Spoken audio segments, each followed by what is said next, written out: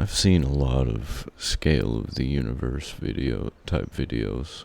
I haven't seen this one in particular, but I've seen a few videos from Aperture before, so I know this one's gonna be pretty good. It's been a while since I've seen one of these, so let's get a good refresher going. Powers of 10 are pretty cool. They're actually pretty powerful if you know what I'm saying.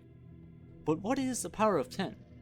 In math, a power of 10 is any integer power of the number 10. Basically, 10 multiplied by itself a certain number of times. Any number of times. For example, 10 to the power of 1 is just 10. 10 squared is 100. 10 cubed is 1000. You get the idea. The powers of 10 help us compare the I can relative do size of math. things. I was good at math. Here, n represents any number you want. It's called the order of magnitude.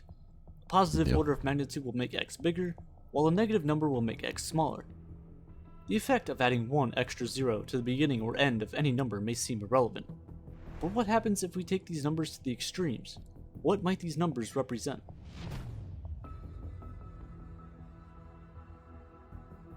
Believe it or not, the powers of 10 actually put our universe into perspective quite nicely. Let's start with the really small powers of 10. At 10 to the negative 35 meters, we come to what is known as the Planck length. Planck length is the smallest measurable distance in the entire universe. Much like at the center of a black hole, at a scale this tiny, the laws of physics break down and cease to be valid. The amount of time it takes a photon of light to travel one Planck length is known as the Planck time, and is equal to 10 to the negative 43 seconds. Meaning that this is the shortest measurable time possible. So that's the most instant that instant can be for us, basically. Yeah. Any time shorter than this physically has no meaning at all. This is why, at the moment, scientists can only say that the universe came into being after it was already 10 to the negative 43 seconds old. Getting larger at 10 to the negative 18 meters, we reach quarks. These are the subatomic particles that compose protons and neutrons.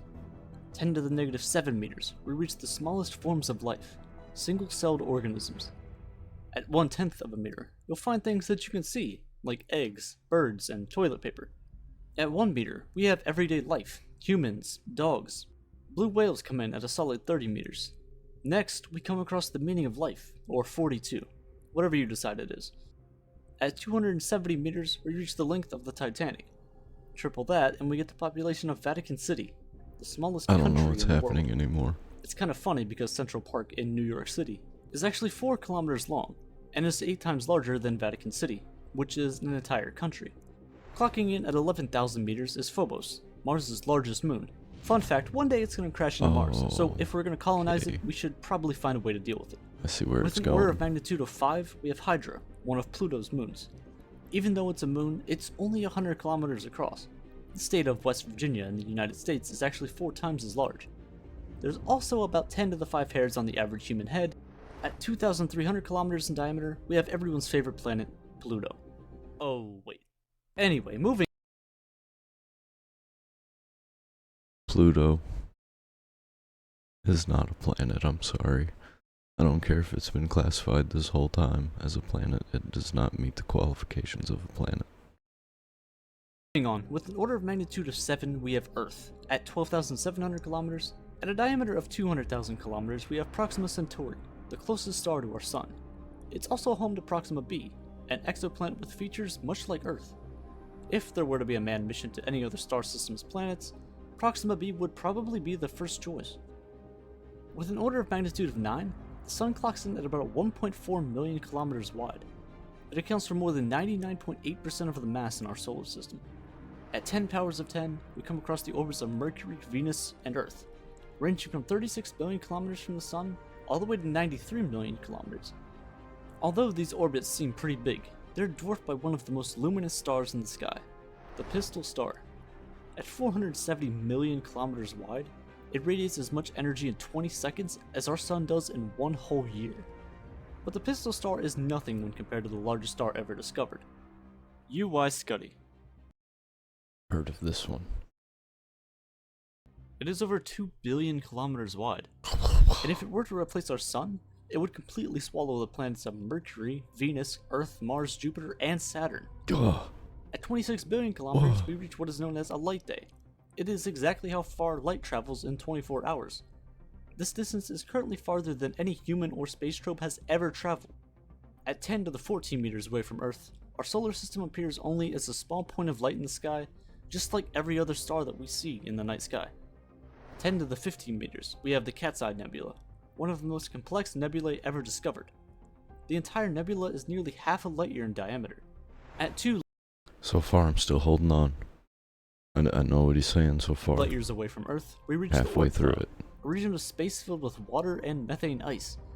At this far distance, the sun's gravity no longer has an effect on objects past this point. Other stars are stronger. At 10 to the 17 meters, we have a familiar sight. The Pillars of Yeah, Creation. I've seen that a Each lot. pillar is over 5 light years long. That's about 48 trillion kilometers each. Everyone has seen these before. Okay. However, they won't last forever. They're actually already gone. Yeah, I can't wrap my head around how big that is. I can kind of get how big that pistol star is. Not this one. Not the Pillars of Creation. The Pillars of Creation are located at about 7,000 light years from Earth, but about 6,000 years ago, they were destroyed by a nearby supernova, meaning that in 1,000 years, they'll fade away from our view and disappear into the darkness of space. That's sad. Skipping forward to 10 to the 21 meters away from Earth, we can finally see the Milky Way galaxy in its entirety. Every star in the night sky that you can see lies within our galaxy. Yep. However, at 10 to the 22 meters, we reach the distance to our nearest Yeah, neighboring galaxy, I've Andromeda. lost the scale of how big things are in my head. You can actually see Andromeda in the night sky with a simple pair of binoculars or a normal telescope. 10 to the 23 meters, we reach what is known as the Local Group. Its name pretty much tells you what it is. It's the local group of galaxies that are near the Milky Way. We're actually the second largest just behind Andromeda. The Local Group is a part of the Virgo Cluster, a group of galaxies just like the Local Group, except much larger. The Virgo Cluster contains about 1,500 galaxies and is over 15 million light years long.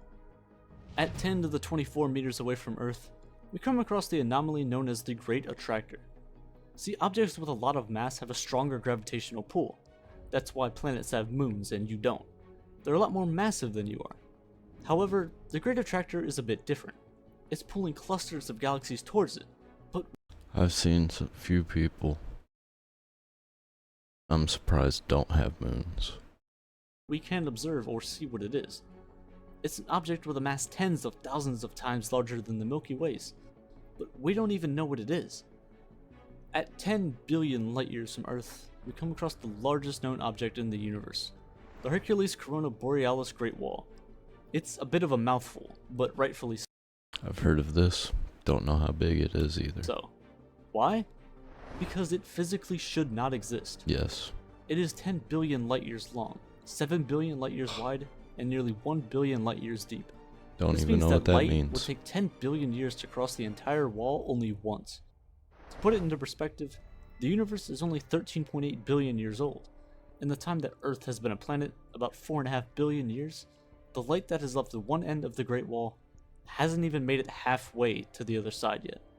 The structure is so big, it breaks laws of physics. There's something in the world of science known as the cosmological principle. To put it simply, it says, no matter where you are in the universe, if you look in any direction, you should see an even distribution of matter. This, in turn, creates a limit for the sizes of objects. It's about 1.2 billion light years, meaning that this structure is 8 times the supposed limit of the largest object possible. And at 10 to the 27 meters away from Earth, we reach the outer limits of the observable universe. This is as far as we can go and most likely will ever be able to. And thus, our journey ends. Just 27 steps ago, we were back at Earth, back at life as we know it. But the most amazing thing to me is that we traveled to the outer limits of our universe as we know it, reaching the largest structures known in the entire universe, and it only took us 27 steps. 27 orders of magnitude. But in order to travel to the tiniest limits known to man, at the Planck length, we have to take 35 steps backwards from the human level. This means that we are 8 orders of magnitude, or about 100 million times larger compared to the smallest thing there is, than the universe is compared to us. And that, I find, is the most interesting thing of them all. Yeah, and then we're probably not the only universe in this like space. I don't know what else to call it, where all of the other universes would be. You go out far enough, you'll end up reaching another universe, is what I think. What's the rest of the video? This video was made possible by Brilliant.org. Whether you're a novice or a PhD student, Brilliant has tons of online courses that can help even the smartest of people learn new and challenging ideas. Brilliant lets you learn at your own speed, so you don't have to work at a snail's pace. The best thing is they get right to the point, so you don't waste any of your time. You can learn about some of the most challenging topics and ideas and end up with a solid understanding in as little as 30 minutes. If you'd like to learn more about the world of math and science and support the channel at the same time, head over to brilliant.org/aperture and start learning today. The first 200 people to go to that link will earn 20% off of a premium subscription. We be learning.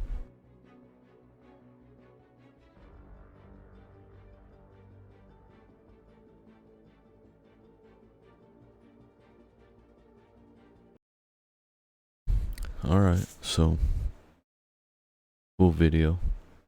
Kinda lost track of how big things were and how far away they were.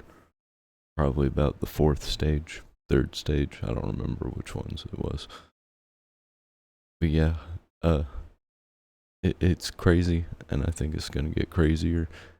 And if we don't kill ourselves before we get to the point of viewing it, maybe we'll be able to go beyond what we currently know. I doubt it. I think we're gonna get slapped by that great filter.